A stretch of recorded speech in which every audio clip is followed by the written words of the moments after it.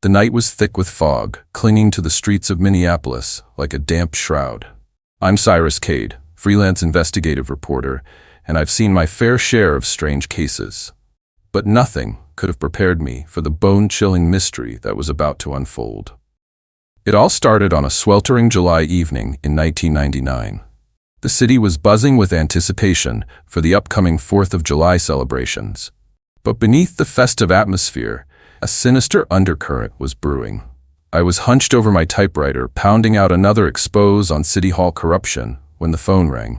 The voice on the other end was frantic, barely coherent. "Mr. Kade, you've got to help us. She's gone. Just vanished into thin air." The caller identified himself as Thomas Smith, son of 76-year-old Georgia Smith. His mother had disappeared from her lakeside cabin in Wisconsin, just across the border. The family had arrived for their annual 4th of July gathering, only to find an empty house and no trace of Georgia. Something about this case sent a chill down my spine. Maybe it was the desperation in Thomas's voice, or maybe it was my reporter's instinct sensing a story that was more than just a missing person. Whatever it was, I knew I had to investigate. I grabbed my battered fedora and trench coat, despite the oppressive heat, and headed for my car. As I navigated the dark streets of Minneapolis, my mind raced with possibilities. Was this a simple case of an elderly woman wandering off, or was there something more sinister at play? The drive to Minot, Wisconsin, was long and uneventful. But as I crossed the state line, an inexplicable sense of dread began to creep over me. The dense forests that lined the highway seemed to close in, their shadows reaching out like grasping fingers. I arrived at Georgia Smith's cabin just as the first light of dawn was breaking over the lake.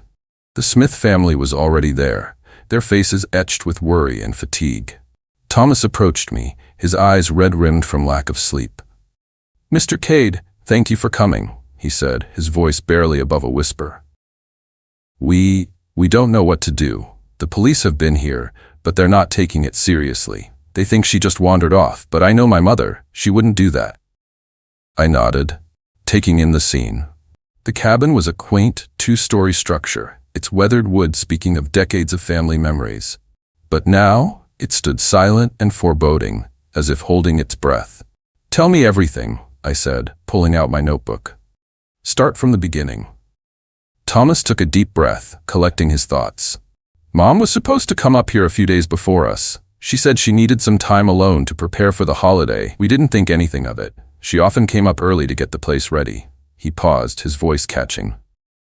"But when we arrived yesterday, the cabin was empty. Her car was here, her purse, her medication, everything. It's like she just disappeared." I jotted down notes, my mind already piecing together a timeline. "And you're sure she made it to the cabin?" Thomas nodded vigorously. "Yes, we spoke to her on the phone the day she arrived. She sounded fine, excited even. Said she had a surprise for us." A surprise? That detail nagged at me, but I couldn't put my finger on why. I turned my attention to the cabin itself. "Mind if I take a look around?" The family stepped aside, allowing me to enter. The interior was immaculate, showing no signs of struggle or forced entry. Georgia's belongings were neatly arranged, as if she had just stepped out for a moment. But something felt off. There was a stillness in the air that went beyond the absence of its occupant. It was as if the very walls were holding their breath, keeping a secret. I made my way upstairs, the old floorboards creaking under my weight. George's bedroom was at the end of the hall, the door slightly ajar. As I approached, a cold draft whispered past me, raising goosebumps on my arms despite the summer heat. Pushing the door open, I stepped inside. The room was bathed in the soft glow of morning light, filtering through lace curtains. Everything was in its place. The neatly made bed, the stack of books on the nightstand, I froze. There, on the dresser, was a small, intricately carved wooden box. It seemed out of place among George's modest possessions. I approached it cautiously, my instincts screaming that this was important. As I reached for the box, a sudden gust of wind slammed the bedroom door shut behind me. I whirled around, my heart pounding. The temperature in the room plummeted, my breath visible in the suddenly frigid air. And then I heard it. A whisper, so faint I almost thought I'd imagined it. "Help. Me." I spun back towards the dresser, my eyes wide. The voice had seemed to come from the box itself. With trembling hands, I reached out and lifted the lid. Inside was a single yellowed photograph. It showed a group of people standing in front of a dilapidated old house. Their faces were blurred, except for one, a young woman with haunting eyes that seemed to stare right through me. As I stared at the photo, the room around me began to shift and warp. The walls seemed to breathe, pulsing with an otherworldly energy. And then, as suddenly as it had begun, it stopped. The room returned to normal, leaving me gasping and disoriented. I stumbled out of the bedroom, clutching the photograph. Whatever was going on here, I knew one thing for certain. Georgia Smith's disappearance was far from ordinary. Returning downstairs, I found the family huddled together in the living room.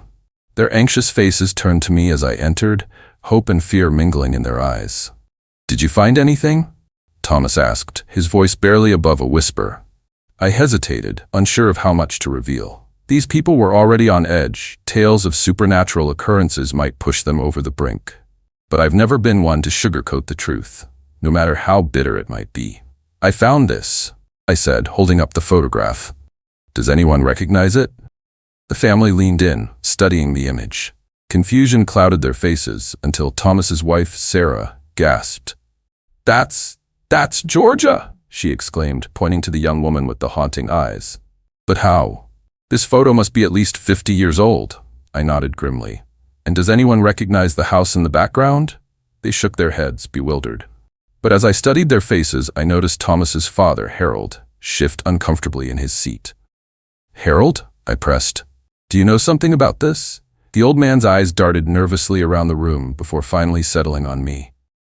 I've seen that house before," he admitted reluctantly. "It's deep in the woods, about 5 miles from here, but it's been abandoned for decades. No one goes there anymore." A chill ran down my spine. "Why not?" Harold's voice dropped to a whisper. "They say it's cursed, that people who go there don't come back." The room fell silent, the weight of his words hanging heavy in the air. I could feel the fear radiating from the family, but beneath it, there was something else. A current of anticipation, as if some long-buried secret was finally coming to light.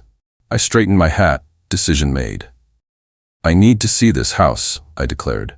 "Harold, can you give me directions?" The old man nodded reluctantly, scribbling on a piece of paper.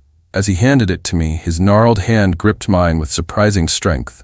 "Be careful, Mr. Kade," he warned, his eyes wide with fear. "There are things in those woods, things that shouldn't exist." I nodded grimly, pocketing the directions. "I've faced my share of impossible things, Harold. Whatever's out there, I'll find it, and I'll bring Georgia home." As I turned to leave, Sarah caught my arm. "Please," she begged, tears glistening in her eyes. "Bring her back to us." I gave her what I hoped was a reassuring smile. "I'll do my best, ma'am. That's a promise." With that, I stepped out into the bright summer morning. The contrast between the warm sunshine and the chill that had settled in my bones was jarring. As I climbed into my car, I couldn't shake the feeling that I was being watched. The drive into the woods was tense, the dense foliage pressing in on either side of the narrow dirt road. The further I went, the more oppressive the atmosphere became. The birdsong that had filled the air near the cabin gradually faded away, replaced by an eerie silence. After what felt like hours, but was probably only about 30 minutes, I came to a clearing.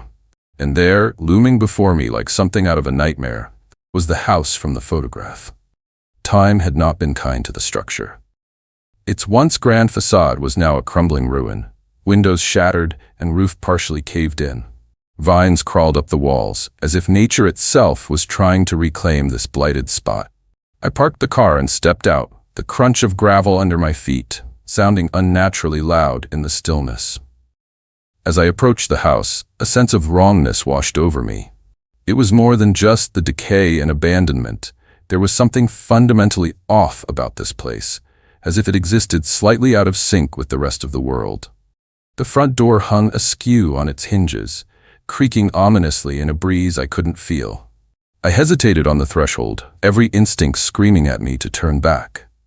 But I've never been one to listen to good sense when there's a story to be uncovered. Taking a deep breath, I stepped inside. The interior was a maze of shadows and decay. Dust motes danced in the few shafts of sunlight that managed to penetrate the gloom. The floorboards groaned under my weight, and I moved cautiously, aware that one wrong step could send me plummeting into the cellar. As my eyes adjusted to the darkness, I began to make out details. Faded wallpaper peeled from the walls, revealing glimpses of messages scrawled in what looked disturbingly like blood. Broken furniture lay scattered about, as if a violent struggle had taken place. And everywhere, watching me with sightless eyes, were dolls. Dozens of them, perched on every available surface. Their porcelain faces were cracked and dirty, but their glass eyes gleamed with an unnatural light. I suppressed a shudder, forcing myself to focus on the task at hand. I was here to find Georgia Smith, not to let my imagination run wild. As I moved deeper into the house, the air grew thick and heavy, making it difficult to breathe.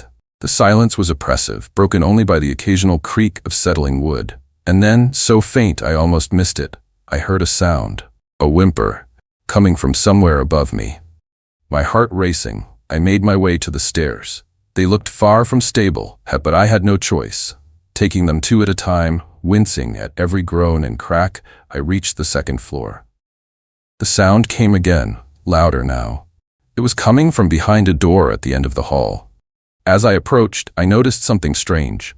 While the rest of the house was thick with dust and cobwebs, this door was clean, as if it had been recently used. My hand trembling slightly, I reached for the doorknob. It turned easily, and the door swung open with a spine-chilling creak. The room beyond was pitch black. I fumbled for my flashlight, clicking it on. The beam cut through the darkness, revealing nothing. The room was empty, save for a single chair in the center, and tied to that chair, her eyes wide with terror, was Georgia Smith. "Mrs. Smith," I exclaimed, rushing forward. "It's okay, I'm here to help. Your family sent me." But as I reached her, something stopped me cold. Georgia's mouth was moving, but no sound was coming out. And her eyes, they weren't looking at me, but through me, fixed on something behind me.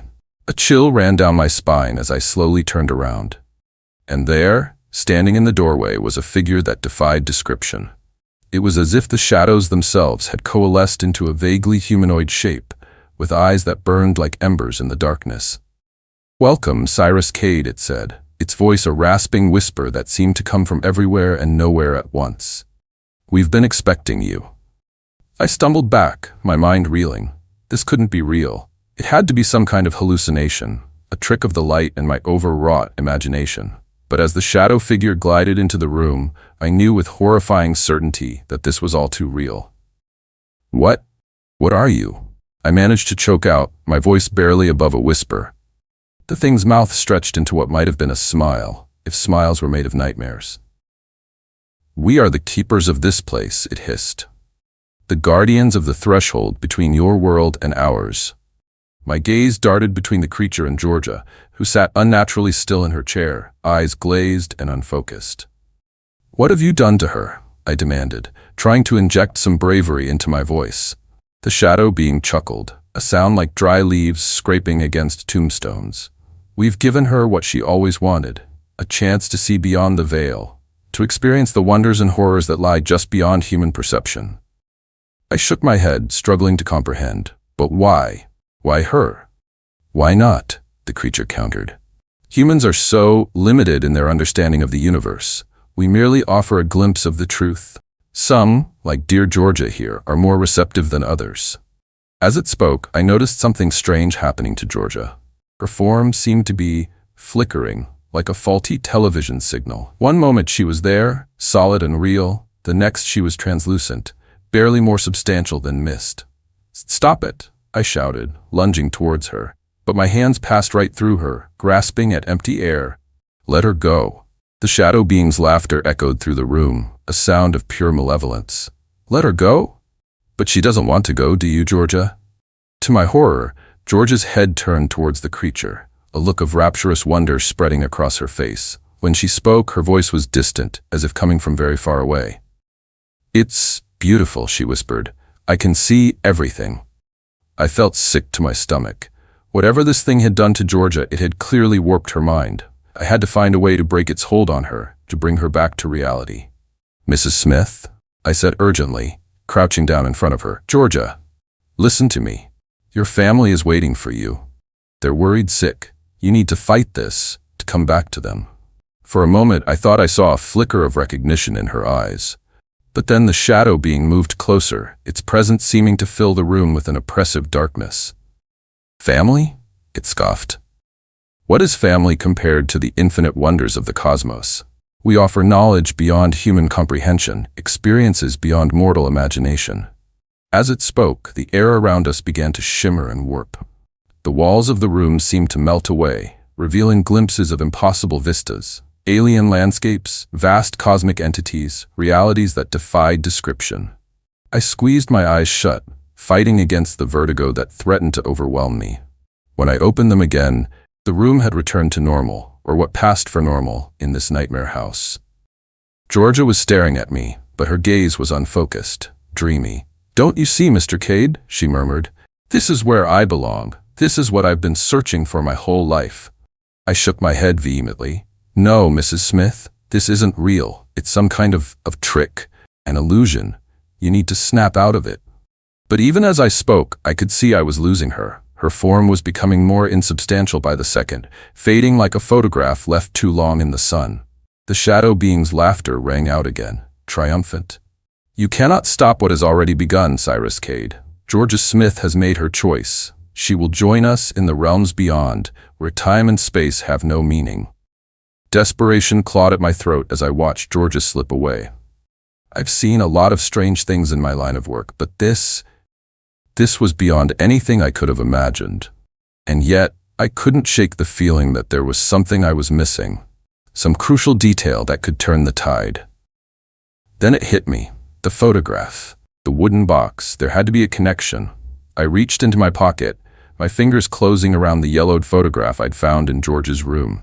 As I pulled it out, the shadow being hissed, recoiling slightly. "Where did you get that?" it demanded, its voice laced with what sounded suspiciously like fear. I held the photo up, studying it intently. "This is the key, isn't it?" I said, my mind racing. "This is how you've been luring people here for how long? Decades? Centuries?" The creature's form seemed to flicker, its edges becoming less defined. "You understand nothing, mortal," it snarled, but I could hear the uncertainty in its voice. I pressed on, emboldened. "But I do understand. This photo, this house, they're anchors, aren't they? Tethering you to our world. Without them, you'd be cast adrift in whatever hellish dimension you came from." As I spoke, I noticed something strange happening to the photograph. The image was changing, the blurred faces becoming clearer, and with a jolt of shock, I recognized them. They were the faces of people who had gone missing in this area over the years. Dozens of them, all trapped in this single, impossible image. "You've been feeding on them," I breathed, horror and understanding dawning simultaneously. "Their memories, their experiences, that's what sustains you." The shadow being let out a howl of rage, lunging towards me. But as its incorporeal form touched the photograph, it recoiled as if burned. In that moment of distraction, I saw my chance. I darted forward, grabbing Georgia's hand. To my surprise and relief, I was able to make contact this time. "Mrs. Smith," I shouted, squeezing her hand tightly. "Georgia, look at the photo. Remember who you are." Georgia's eyes, which had been unfocused and distant, suddenly snapped to the photograph in my hand. As she gazed at it, I saw recognition flood her face. I remember," she whispered, her voice growing stronger. "My family, the cabin, the 4th of July, how could I have forgotten?" The room around us began to shake, the walls vibrating with an otherworldly energy. The shadow being writhed in apparent agony, its form stretching and contorting. "No," it shrieked. "You cannot take her. She belongs to us now." But I could feel Georgia becoming more solid, more present with each passing second. Her eyes, clear and alert now, met mine. "Mr. Kade," she said urgently, "we have to destroy it. The photo, the box, they're conduits. As long as they exist, that thing can keep coming back." I nodded, understanding. With my free hand, I pulled out my lighter, a habit left over from my smoking days that I'd never quite shaken. The shadow being, realizing what we intended, let out a howl of fury and fear. It lunged towards us, its form expanding to fill the room with suffocating darkness. But it was too late. With a flick of my thumb, I ignited the lighter and touched the flame to the corner of the photograph. The effect was instantaneous and terrifying. As the photo caught fire, an unearthly scream filled the air, so loud and piercing that I feared my eardrums would burst. The shadow being's form began to disintegrate, pieces of it flaking away like ash in a strong wind. The house itself seemed to be coming apart at the seams. Walls buckled, floorboards warped, and a wind from nowhere whipped through the room, feeding the flames that were consuming the photograph. "We have to get out of here," I shouted over the cacophony, pulling Georgia to her feet. "Can you walk?" She nodded, her face set with determination. Together, we staggered towards the door, ducking as pieces of the ceiling began to rain down around us. The journey down the stairs and through the house was a nightmare of collapsing architecture and otherworldly horrors.